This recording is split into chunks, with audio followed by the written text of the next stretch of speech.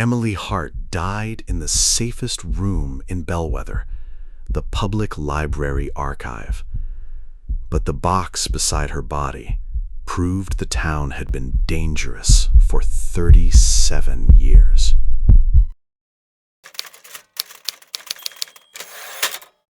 Bellweather, Maine was the kind of town that measured outsiders in winters. If you survived 3, people stopped asking when you were leaving. Emily Hart had survived 4. She ran the public library, kept emergency mittens in a basket by the door, and knew which old men came in for newspapers they pretended to read while waiting for their wives' medical appointments. On a Tuesday in March, a volunteer found Emily dead in the basement archive room. The police report described blunt force trauma, but everyone in town described the same thing differently. They said Emily had been poking around. They said she was too curious. They said it with pity, which made Deputy Aaron Pike feel sick. The archive room was narrow, windowless, and smelled of salt-damp paper. A rolling ladder had been knocked sideways. File boxes lay open like gutted animals. Beside Emily's hand was a manila folder labeled Lucy Bell, 1987. Aaron was 32, born in Bellweather, son of a lobsterman, nephew of the police chief. He remembered the name Lucy Bell only as a warning adults gave girls who thumbed rides on Route 9. Lucy was 16 when she vanished after a summer festival.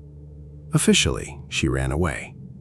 Unofficially, people said she had been wild, which in Bellweather meant people had stopped feeling responsible. Emily had not believed it. Her laptop showed weeks of searches through digitized newspapers, property maps, and scanned yearbooks. She had discovered Lucy had been last seen arguing behind the fire station with 3 boys from prominent local families. One became a judge. One owned the marina. One was Aaron's uncle, Chief Patrick Pike. When Aaron told the chief, Patrick stared at the folder and said, "That case has been dead longer than you've been alive." "Emily isn't," Aaron said. The chief sent the folder to evidence, then reassigned Aaron to traffic patrol. That was the first time Aaron understood silence could have a chain of command. He began working after midnight, reading copies Emily had emailed to herself. There were interviews from 1987 that never made the official file. A waitress had seen Lucy crying in a Buick. A teacher had reported bruises on Lucy's wrist.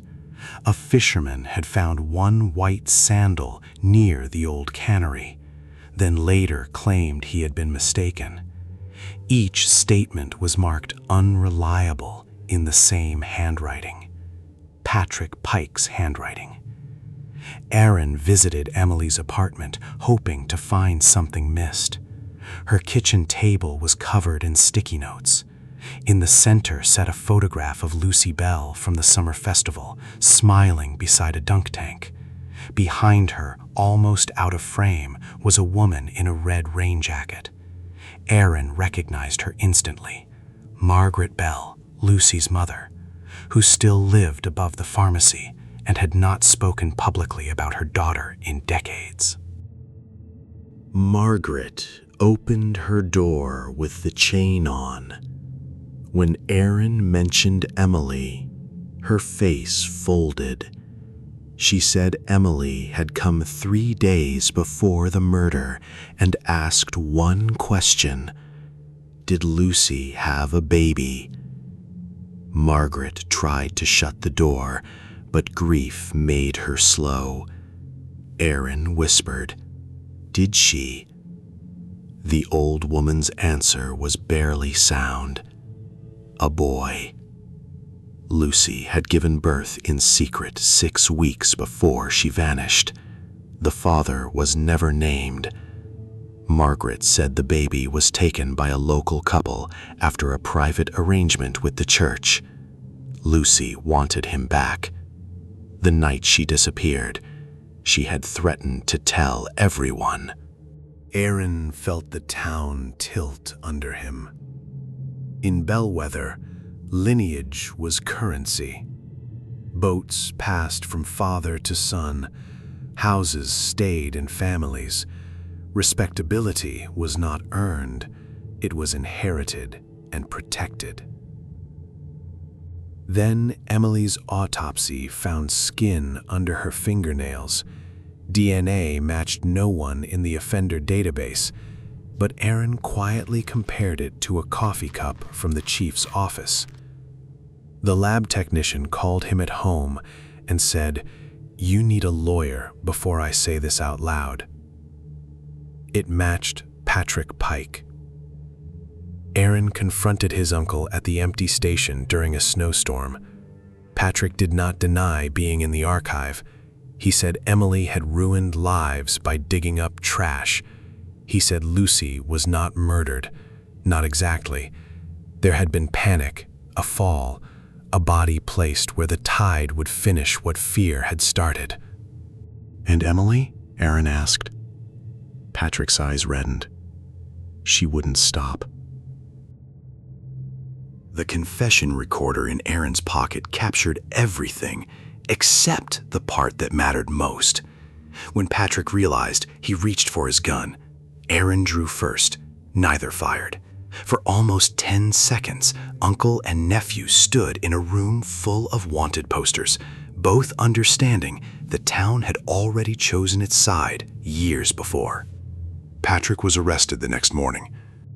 The marina owner died by suicide before charges could be filed. The retired judge claimed memory loss. Search teams found Lucy's remains beneath collapsed stone near the cannery seawall, wrapped in what was left of a red rain jacket. The papers called Emily a hero. Bellweather called her tragedy. Aaron resigned after the trial and left before winter. But before he went, he returned Lucy's folder to the archive, this time in a clear box on the front shelf. Not because files bring justice. Sometimes they do not. Sometimes they only prove how many decent people can live beside a lie, warm their hands over it, and call it home. Some towns do not keep secrets because everyone is evil. They keep them because everyone benefits. Subscribe for the next case.